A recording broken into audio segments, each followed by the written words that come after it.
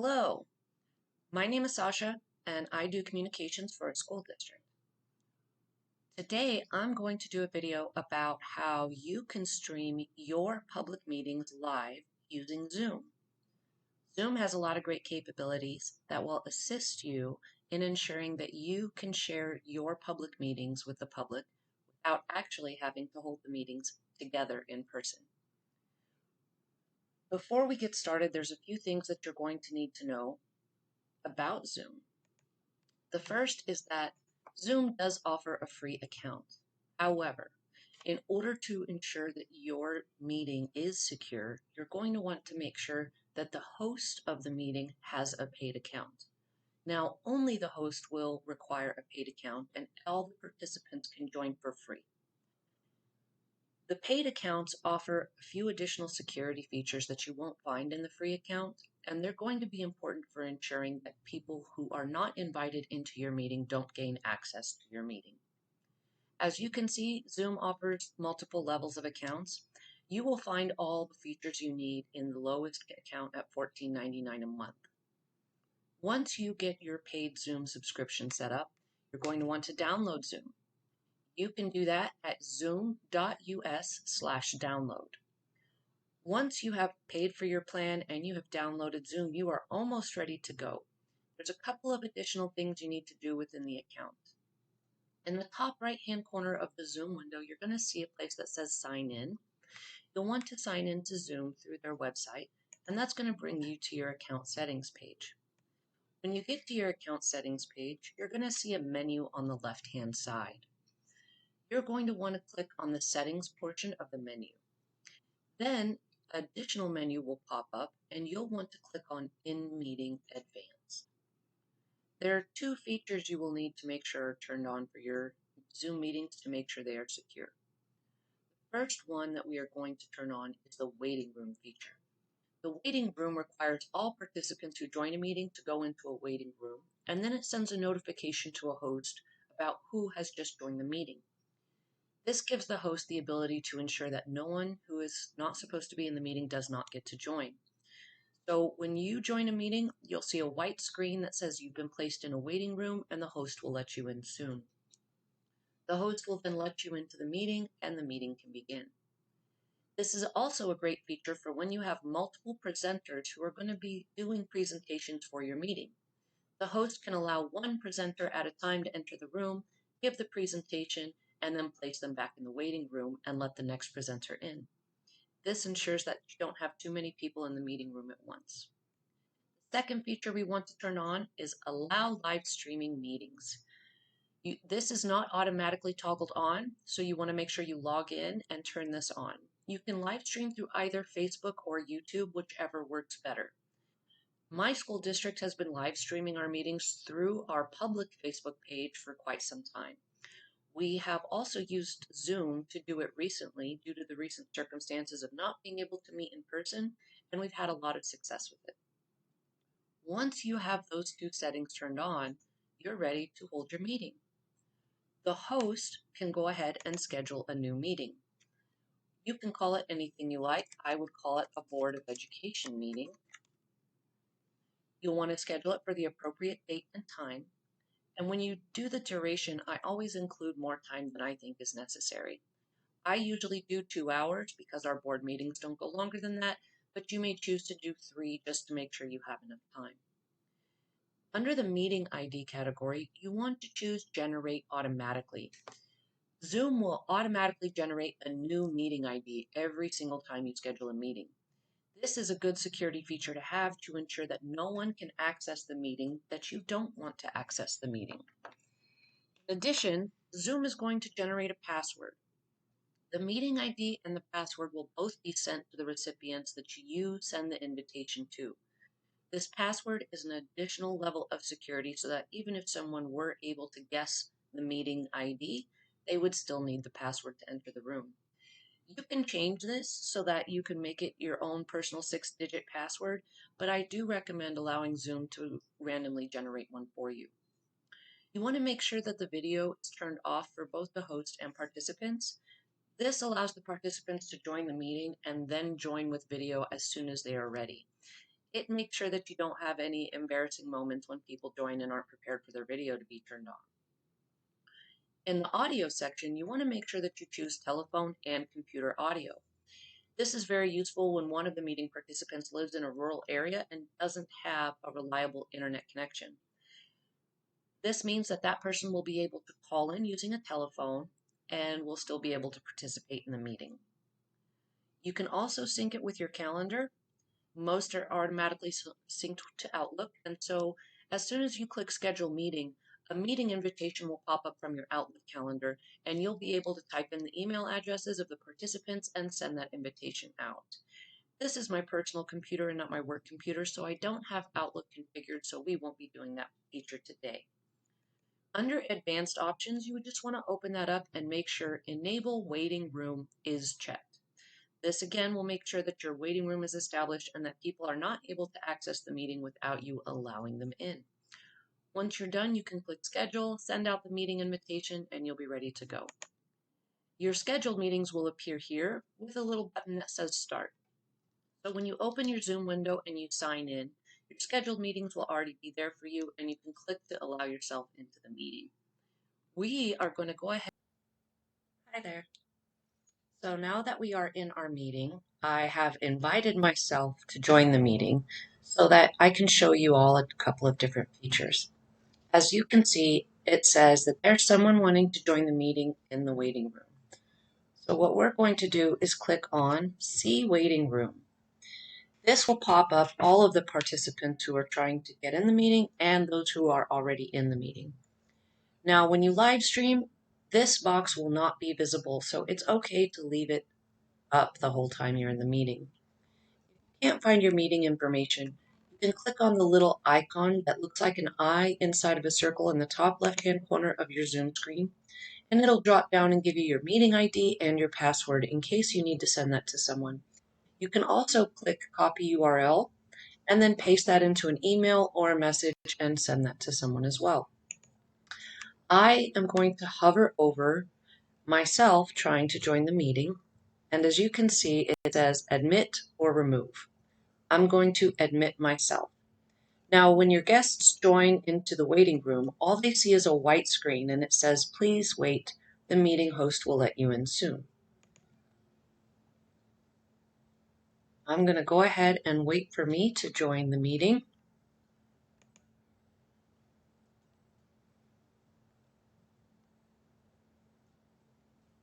Now, hello there. Now, this does say speaker view. I'm going to change this to say gallery view. So we are in gallery view by default, but speaker view is one way where just the speaker is shown large and then everyone else is shown small. Gallery view shows everyone the same size box at the same time. I'm also going to stop the video because I want to show you how when you turn the video off, you can make the non-video participants disappear. Once somebody joins without video, you can click in the three dots in the top right-hand corner of any of the speaker screens, and there will be an option that says hide all non-video participants. I've already activated this feature for my account, which is why you don't see it here. Now, this is useful because since I'm the host for the meetings, I am able to hide myself by muting myself and stopping sharing my video during the meetings. But this still gives me the control to live stream the meetings and allow people to come in and leave the meeting. You can also rename people, which is a good feature because sometimes people join and their device name is different than their legal name. During public meetings, you want to ensure their name shows their legal name. So you can change this to whatever you like for any of the people in the meeting. Now, in order to live stream, all you need to do is click on the three buttons here that say More, and then you want to choose the form of live streaming that you're going to do. Today, we're going to choose Live on Facebook. So we're just going to click on this, and then it's going to pop open our browser and bring us to Facebook. As a reminder, you do need to be an administrator of the Facebook page you're going to be live streaming on so that you have the capability to do that. When you're browser pops open and brings you to the Facebook live streaming page. You want to make sure that the top box says share to a page you manage. Then you can choose the entity's Facebook page that you're going to be live streaming to. You will also want to make sure you're posting as that entity and not as your personal account, but that will automatically generate once you choose the page you're going to be sharing to. Then you're going to click Next. Once you choose the page that you want to stream to and you click the Next button, you'll see this page appear. It'll show a video preview and it gives you a box to type in a description.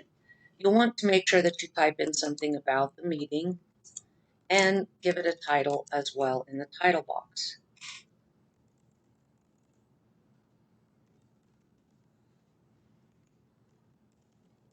I suggest you always add a date, and that way you'll know what date that board meeting was for. We're going to put today's date in that I'm making the video. Then, once you're ready, you click the Go Live button. Now, up until you click Go Live, it's only showing a preview. It's not showing you the actual live. But as you can see in the top left-hand corner, it says Live Preparing. Once you click the Go Live button, you're going to see that say Live.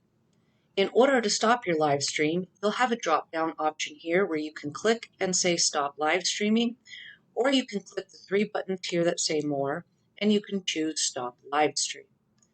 That's the two ways that you can stop your live stream whenever you're ready.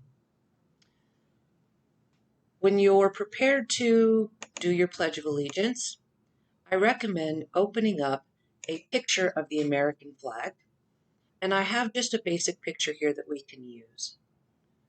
Once the picture opens, we'll be able to share this on our screen.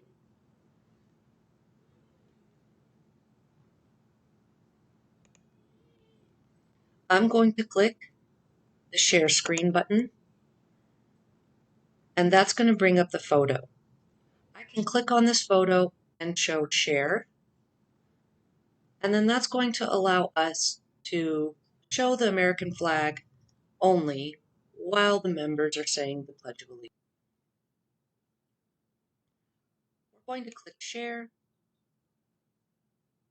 and everyone in the meeting will only be able to see the picture of the American flag as well as those viewing the live stream. Once we're done viewing the picture of the American flag, we will be able to stop sharing our live screen, and it will go back to showing the attendees in the meeting.